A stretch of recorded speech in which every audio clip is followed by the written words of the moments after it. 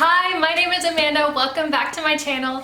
Today I want to talk to you about the In Death series written by J.D. Robb. The first book of the series was actually published in 1995, and there have subsequently been 51 books published under the In Death series with an additional 10 short stories.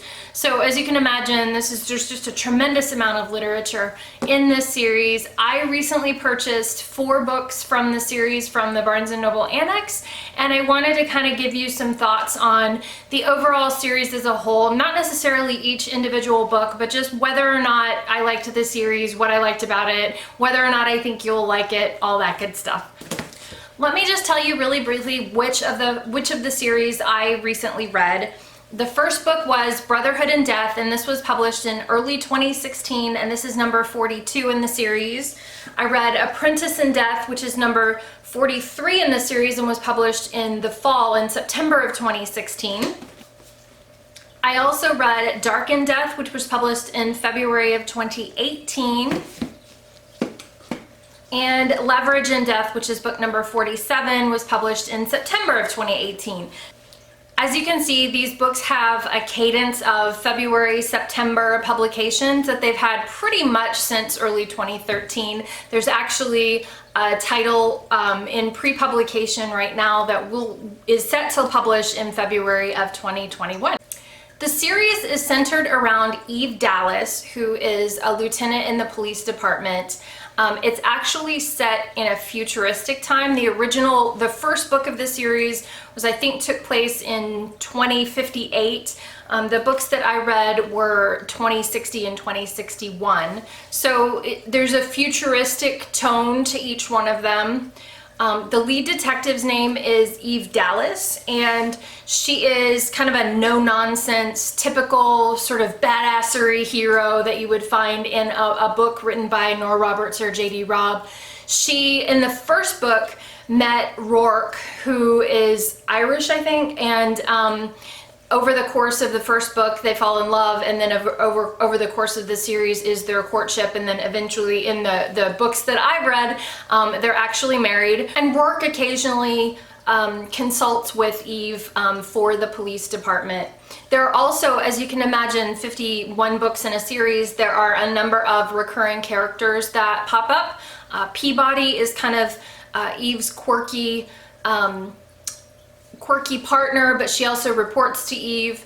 Mira is the department profiler who's very close to Eve. Nadine is a journalist with whom Eve has a very close relationship, often slips her the scoop when it's kind of a mutually beneficial situation. And then there's Feeney. He runs the sort of tech side of the department, and he is actually Eve's mentor. He's the one who recognized Eve's talent when she was kind of young in the department. She's typical heroine. She's stubborn and doesn't always say the right thing, and Feeney kind of helped mentor her and guide her to where she is. So now that I've kind of given you the overview of the series itself, I kind of want to give you my thoughts and help you understand my perspective. I liked this series, and I think particularly in times of quarantine when we're not able to get out and about, and our friends, our relationships that we're keeping virtually these days, it's really easy to get involved in a series where the characters are somewhat familiar and there's just a little bit of almost like an intimacy there, you know. Someone will quip a joke and you'll think, oh, that's just so Peabody, or whatever happens, right? It's just a little bit easier for us to form those literary bonds when quarantine life is kind of a thing. So from that perspective, I thought it was great. I would say that the hero, Eve Dallas, is very typical for this kind of genre, in that she is a total badass who has really no downside, right? She can fight, she's brassy, she knows what to do in all situations. Like, the character flaws that they write in for are not true character flaws necessarily. And then her husband Rourke is very much the same way. Initially when they met, she was investigating him for a crime. He is or was a criminal, but almost like a good criminal, like a Robin Hood, but he didn't necessarily, it doesn't matter. He's a criminal. And he does reform. I don't know, because I didn't read those books, whether it was Eve's love that reformed him or whether he himself just decided to give up the life. But he's a very successful businessman who's a multi-millionaire. He lives in this huge, impossibly huge house, and he wrote this, like, in one of the books that I read, he wrote this program that can be sold for millions of dollars because it accurately triangulates the trajectory of it. Just he wrote that in like 2 hours. So just impossibly smart. Like, this man cannot exist. He also is, to a fault, Eve's biggest champion always. He doesn't really tend to get flustered or upset with her. Like, it just, their relationship is beautiful and it's wonderful and it's completely implausible. So this series, I guess it's kind of par for the course.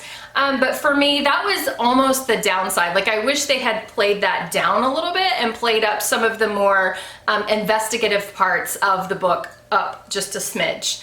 I will say, I don't understand why this happens in the future, because I don't think it adds texture to the story at all. There's enough about our society that it's very much the status quo.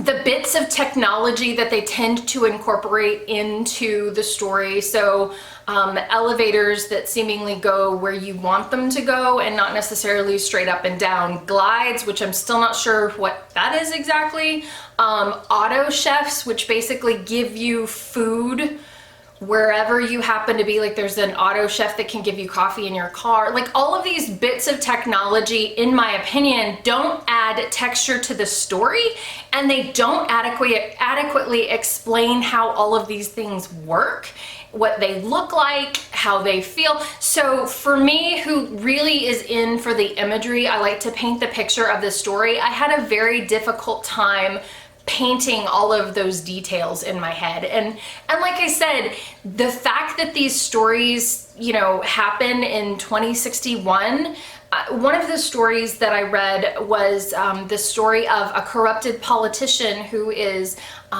kidnapped and tortured and murdered. That could happen plausibly happen in a story in present day. So it's not necessarily that technology or society sort of dictates that this has to happen in the future. And so I would say that is my sort of biggest meh about the entire series. I don't understand why it's futuristic. But all that said, I love a true detective story, and Eve is a second to none investigator. She dives in. The anxiety-driven part of my brain that loves structure and creates structure, just my heart beats for that when she walks into a crime scene and she's sort of dictating and giving roles and everyone understands what their responsibilities and contributions are. I love that. And so I'm drawn to the investigative techniques that Eve has and her as sort of the lead detective in these homicides. So, you know, I like the story. The characters are pretty good. I think for a series, everything seems to have held up pretty well. Doesn't feel like they're forcing stories or jumping the shark just to keep that every 6-month cadence that they have of publication. So I would recommend this to anyone who likes mystery stories with a little bit of kind of romance overtones. Don't take it too seriously as far as, you know, true accuracy. I think there's a gun. A Princess in Death actually has deals with a sniper, but evidently guns and rifles in the future don't shoot bullets, they shoot laser sort of punches. But for some reason wind speed matters, and I don't understand why wind speed would impact a laser punch from a rifle.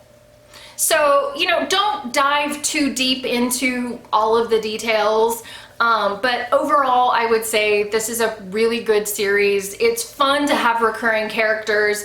I love recurring characters in my Chief Inspector Gamache novels, in my Jonathan Kellerman Alex Delaware novels. So I do enjoy a set of characters that almost feels like putting on a comfortable pair of fuzzy slippers. And I think this could be a fuzzy pair of slippers for a lot of readers. I'll continue to read this series as well. I will generate reviews on my personal blog for all 4 of these books. They're in process, they're not available, but they will be shortly. What series do you read that you think, oh my gosh, these characters are awesome, and if she likes Gamache, if she likes Alex Delaware, if she likes Eve Dallas, she's gonna love this.